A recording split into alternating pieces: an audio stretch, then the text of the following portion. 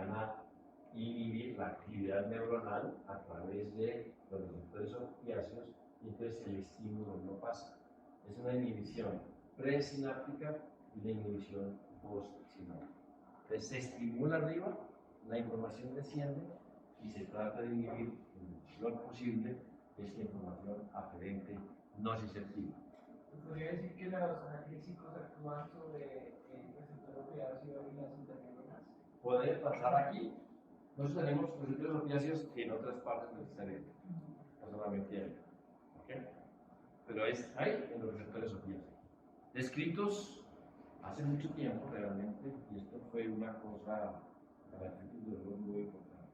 Y el desarrollo farmacológico pues, es inmenso. ¿Okay? Pero esto me parece que es un reflejo normal nuestro para inhibir el dolor, asciende, disminuye, es una inhibición descendente que llaman, interactúa aquí e inhibe el dolor en lo posible. Porque si el golpe es muy duro, pues por más de que se inhiba, pues no se va a inhibir completamente. ¿Okay? Pero bueno, nos explicaría cómo uno va caminando, se golpea aquí, le duele, y al salir ya no le duele. ¿Verdad que se le hincha la rodilla? Pero ya no le duele, se le duele todo. La sustancia gris periaqueductal está activa todo el tiempo.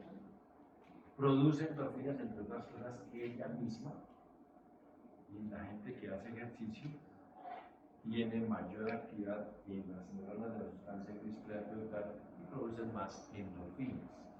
Por eso hay que hacer ejercicio, así que es uno sollado naturalmente. ¿De acuerdo? Entonces es la manera como se inhibe el dolor. Otra característica del dolor es cuando engañamos al cerebro. El dolor a veces engaña al cerebro. ¿Qué ocurre? Digamos que el estímulo doloroso venga de una estructura visceral, en este caso pusimos una arteria coronaria, que es lo más frecuente. La arteria coronaria es una estructura visceral, músculo liso. La información aferente nociceptiva de esa arteria termina en las astas posteriores, donde también terminan las fibras nociceptivas que traen información de la extremidad superior. Entonces termina en el mismo sitio. Pero a partir de ahí, el fascículo espinotario que se forma se cruza y asciende al cerebro, pero le dice al cerebro el dolor se originó de la estructura somática, no de la estructura visceral. Entonces el cerebro dice, dígame, me duele el brazo, ¿okay? No tengo dolor en la mandíbula, pero no tengo dolor en la coronaria. Entonces a eso nosotros llamamos dolor referido. Y si ustedes van a mirar, nosotros tenemos en medicina capítulos que se llaman síndromes de dolor referido. ¿Okay? Que es que el dolor, la corteza lo percibe de un lado, pero en realidad lo percibe de otro lado. Y es nuestro trabajo tenerlos presentes. Hay varios. Si ustedes se dedican a dolor, a medicina del dolor, pues me van a salir muchos. Yo me sé 2 o 3 y ya no sé más. ¿Sí? Pero uno es más, es el dolor de brazo, que puede ser infarto. Ahora, si a uno le duele el brazo, uy, le dio un infarto, pues puede que no, porque tiene algo por otra vaina. Es un dolor que tiene que acompañarse de algunos síntomas. Por ejemplo, voy corriendo y me da dolor en el brazo y dejo de correr y se me quita. Eso puede ser algo coronario. ¿Okay? El dolor del apéndice, por ejemplo, a veces empieza más en el epigastrio, es un dolor en el epigastrio, pasan las horas y se va localizando mucho mejor, pero al principio al cerebro le llega a lo llamamos dolor referido y como nos digo hay una cantidad de síndromes de dolor referido. Esas fibras viscerales también suben y bajan por el tracto realizador. Las fibras sí, 2 segmentos, la única característica es que estas todas son no mielinizadas. Pero ocurre lo mismo, o sea, como que a la entrada, Se bifurca, se guarda de nuevo. Y otro fenómeno muy interesante es el dolor del miembro fantasma. Eso es un capítulo de 3. Ustedes quieren poner en Google, dolor fantasma del miembro fantasma. Y es el dolor que le queda a una persona después de le quedar amputada la pierna. No tenía dolor. Entonces, por ejemplo, tuvo un accidente, esto se daba más o se da más, por ejemplo, militares lo que sea, o pacientes que tienen gangrena o diabetes severísima con daño vascular importante, por mucho dolor y no hay como soltar el tejido, entonces amputan, porque el tejido está muy malo y se puede infectar y producir muerte. Entonces quitan el tejido y ¿qué pasa después de un accidente terrible? El dolor sigue y no tiene la extremidad, pero el dolor sigue. ¿Okay? Entonces uno dice, ¿y ahora qué le hago? No le duele, no tiene extremidad y le duele. Por supuesto que al principio nadie creía saber nada. Se le cubre la teja. Nosotros le llamamos dolor del miembro fantástico. Hay gente que trabaja en eso. El grupo de nosotros trabajamos en eso. Mirando, entonces hay muchas ideas, muchas teorías. Es que aquí se forma un muñoncito en el nervio, entonces lo operaban, lo soltaban ahí. ¿Qué es que el cerebro? ¿Qué es que no se tiene? Idea, no tiene idea. Pero alguien desarrolló su trabajo, que se llama la terapia del espejo para el dolor del miembro fantasma. Y entonces, publicado hace 15 años. Por favor. Les quisieron, tomaron 3 grupos de pacientes con dolor miembro fantasma. Entonces, para el manejo de dolor de muchas cosas, nosotros usamos la terapia física. ¿Qué le duele la espalda? Haga, estire, el cuello, para aquí, para allá. Entonces alguien dijo, pues acá no hay una vaina para esto. Entonces tomamos 3 grupos. A un grupo les dijo, ustedes se van a imaginar que están frente a un espejo y miran cómo hace el ejercicio del muñón. Entonces se imagina frente a un espejo y se está mirando ahí. A otros les ponen un espejo, pero cubren el espejo y le dicen, miren el espejo, está cubierto, y hagan el ejercicio baño. Y a otros le dijeron, está el espejo bien, miren el espejo y háganlo. ¿Ok? Y al cabo de 4 semanas, ustedes que observan, y bueno, el trabajo que publican, que los que se miraban en el espejo y hacían el ejercicio, la intensidad, el dolor con esta escala análoga disminuía de manera considerable en este grupo. Mientras que en los otros 2 grupos no había disminución significativa del dolor. Entonces, ¿qué hicieron? Pues oiga, a los otros 2, venga, pues ponemos en el bajo espejo, mírense, y miren ustedes cómo disminuye la intensidad del dolor. ¿Ok? Mejora muchísimo. Bueno, es que lo es una clase que se llama dolor y vía visual. ¿Qué le ven ustedes a este trabajo? ¿En qué ustedes cuestionarían la eficacia de ese tratamiento? ¿Está buenísimo o no? Ustedes no van a decir, buenísimo. Y además barato. Un espejo y haga así, barato. Bueno, haga así. Pero ¿qué le ven ustedes como, qué cuestionarían ustedes? ¿Qué dirían? Trabajo muy bueno, hicieron las 3 cosas, ¿sí?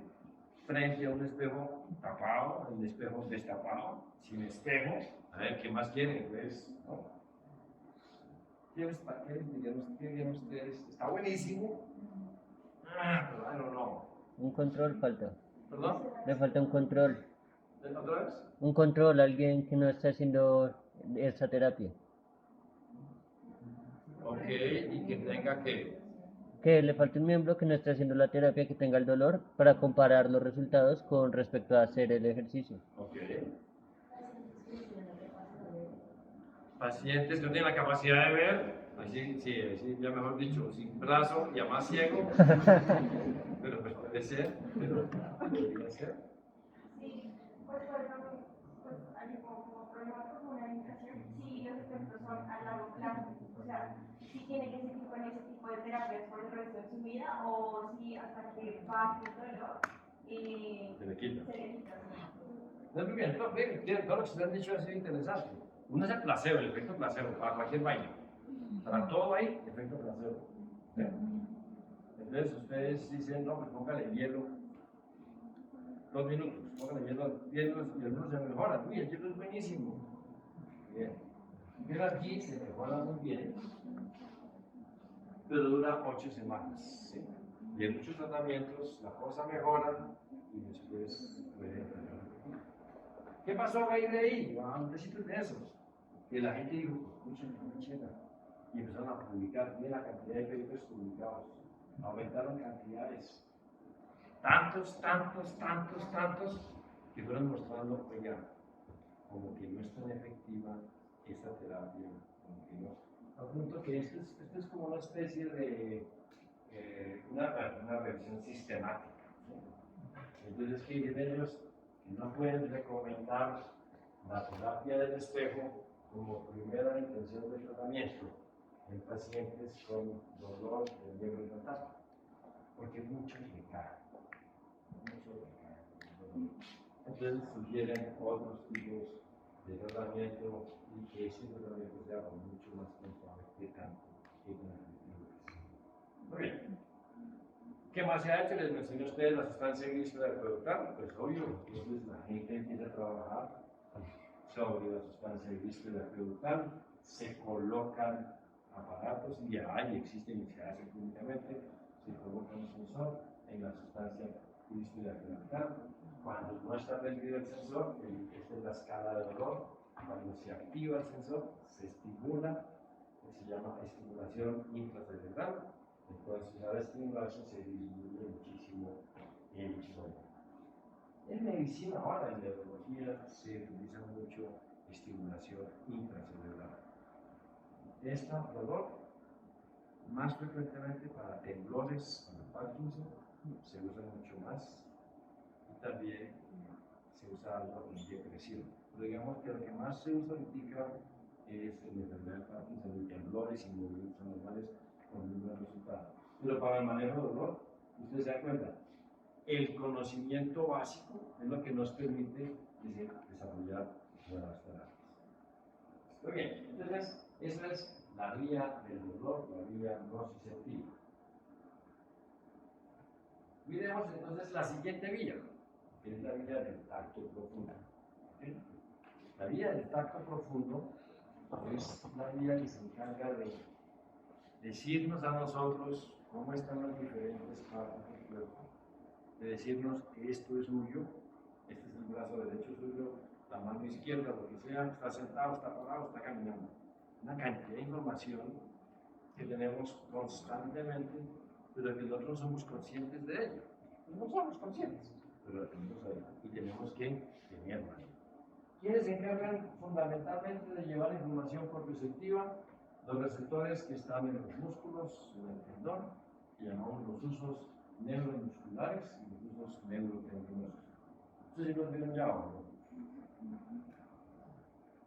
Entonces, usos neuromusculares y usos neurotendinosos son un receptor complejo que tiene una parte central, una serie de granulaciones en sus fibras, y en la parte periférica la porción que se contrae, que llamamos fibras infracruzales, y las fibras que llevan información.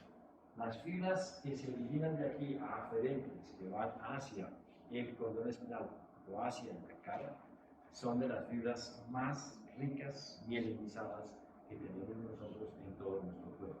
¿Okay? Son súper mielinizadas, les llevan información rapidísimo. Entonces miremos cómo es la información del hemicuerpo propioceptiva y de la hélica. ¿Okay?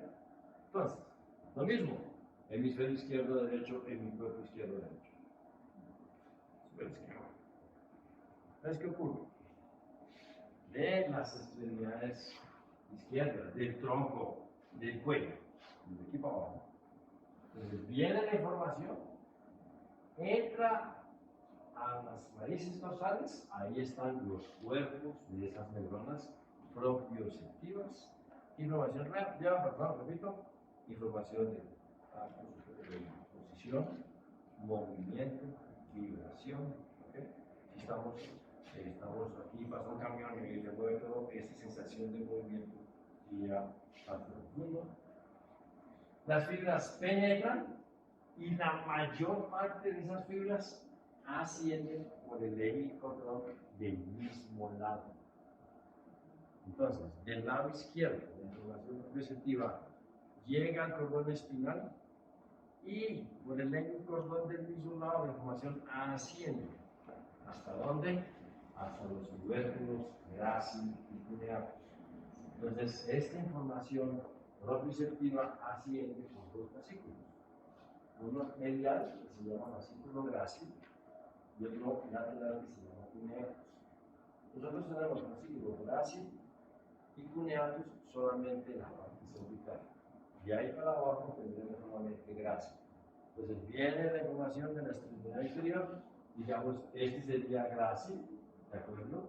Y cuando llega de la extremidad superior, se forma el cuneatus y termina aquí, en la cara posterior de la médula, ahí termina las neuronas que llevan esa información. Entonces, del dedo gordo, este pie, la información termina en la médula, en la cara posterior, en el núcleo grácil.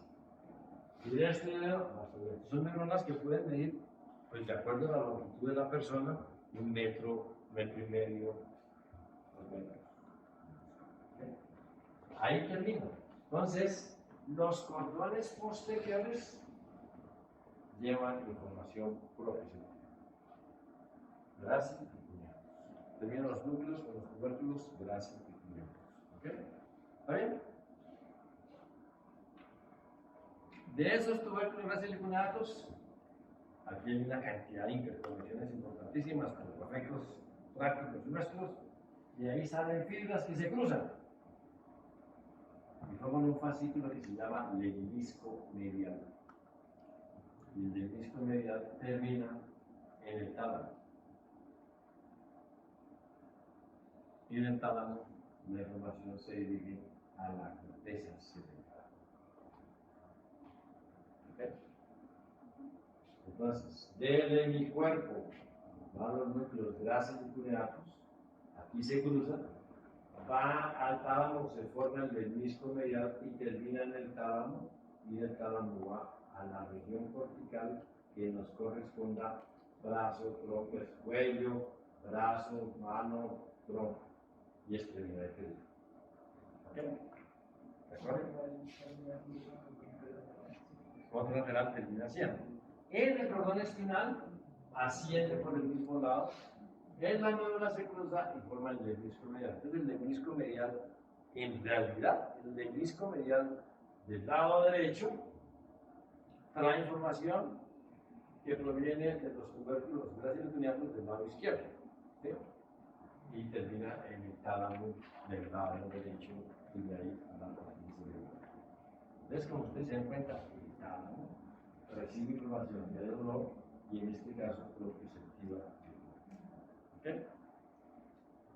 Para la hemicara, la parte proprioceptiva de la hemicara, ¿qué información creen ustedes que lleva la parte proprioceptiva de la hemicara? ¿Qué información lleva? Saber que tenemos que ¿qué cosas tenemos en la cara que no conscientes, los claves? ¿No? La lengua, la posición de la lengua, cómo está mirando por un lado, para aquel lado, si tiene o no la boca abierta. ¿Okay? Si uno no supiera eso, imagínense. Ahora ya no sabe eso. Y eso es clave. Si yo tengo la cabeza para acá, un beso para allá, con la lengua, si tengo la boca abierta o cerrada, ¿sí? Es información importantísima. Pues uno se da cuenta de esa vaina y uno cierra la boca, no diga. Entonces, ¿qué pasa? Tiene una pequeña diferencia la mía.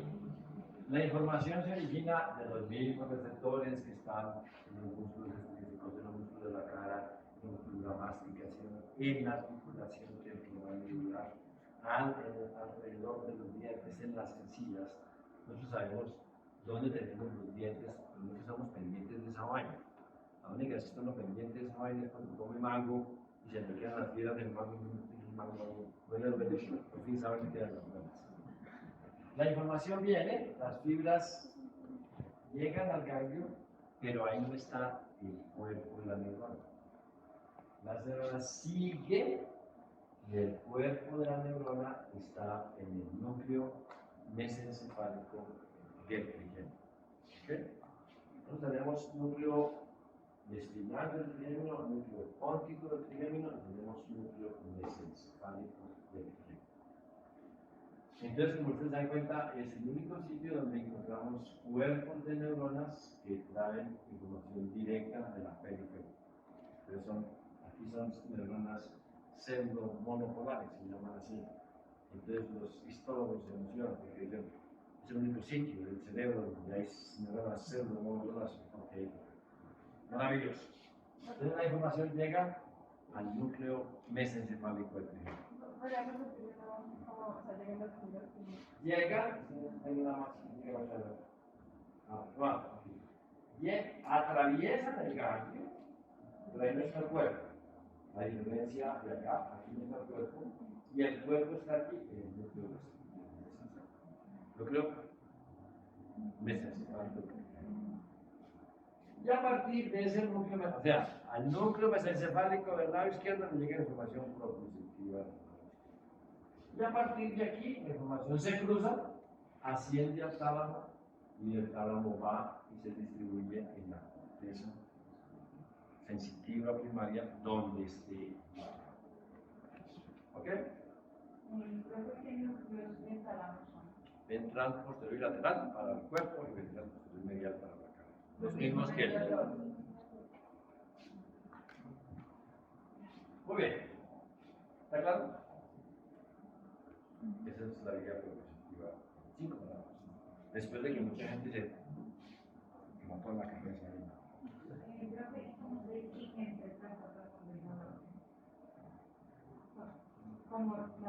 ¿Cómo examinamos? O sea, los receptores que se sabe que es los receptores que reciben la. Pero en un impulso, por ejemplo, que yo me estrelle contra algo, estoy mandando las dos señales. Claro. Si uno se golpea contra este muro, ¿sí? Uno sabe dónde está el dolor, cómo le duele, y la rodilla cómo la tiene puesta, y cómo tiene puesto aquí, y además cambia el tono muscular. Eso es una cosa, al tiempo muchas cosas, no es que uno le dio dolor y lo demás quiere. Después, no voy a mover la pierna y se me quita el dolor, no. Esto se hace, gracias por decirlo, porque uno lo hace así para entender la vía, pero todo esto es un conjunto siempre igual. ¿Okay?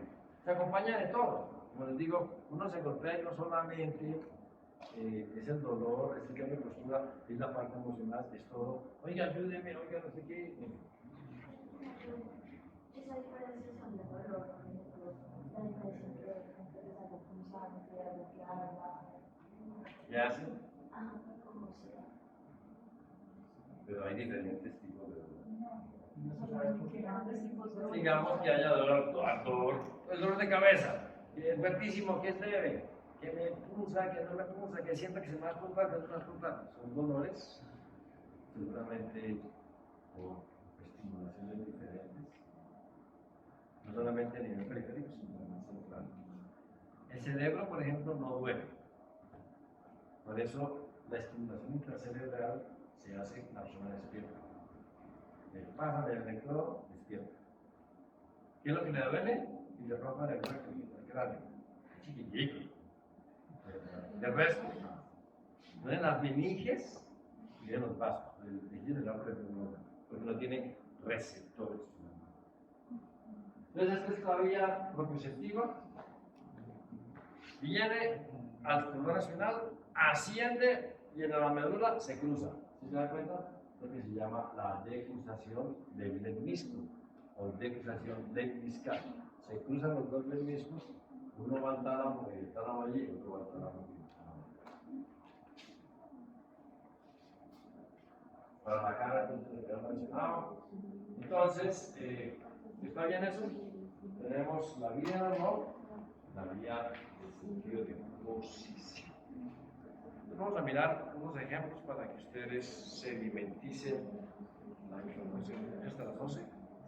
Qué bueno. Para que ustedes sedimenticen lo que hemos dicho. ¿Hay alguna función por la cual se cruzan las fibras? Déjenme ver, eso no es lo que hicimos. Por ejemplo, el núcleo rojo que está en el mesencéfalo solamente tiene unas especies de animales, las que tengan extremidades. Los que no tienen extremidades tienen núcleo rojo. Y el humano tiene unas neuronas diferentes comparadas con otras especies en el núcleo rojo. Yo te dije, ¿cómo parece a los chimpancés? Hay diferencias.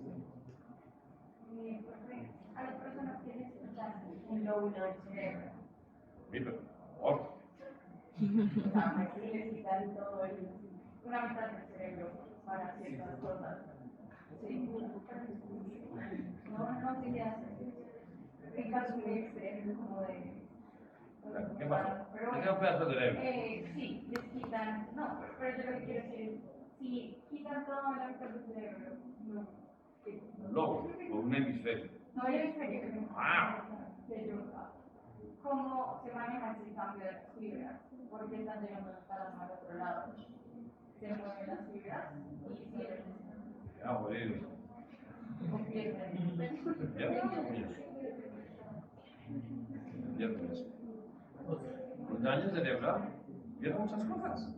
Eso, por ejemplo. ¿Cómo llegas a un hemisferio cerebral? No jodes.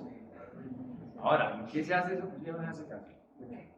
Se hacía antes, pero eran cosas extremas que estaban muy comprometidas, digamos. ¿Sí? Ya casi no se hace.